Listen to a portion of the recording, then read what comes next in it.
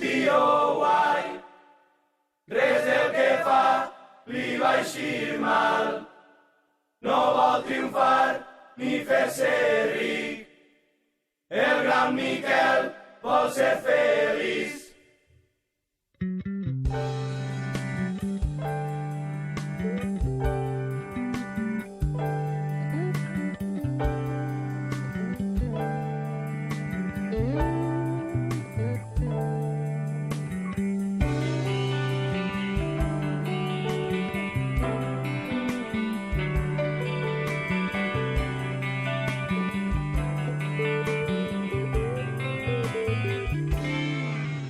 Currava en un bar d'un poble del que no estava mal.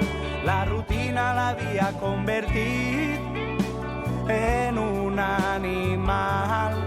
Estava fart de despatxar menús econòmics, volia eixir de la ciutat.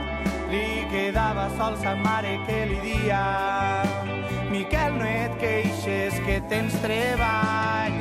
I ell en busca de l'alegria es compra un bitllet per creuar el mar.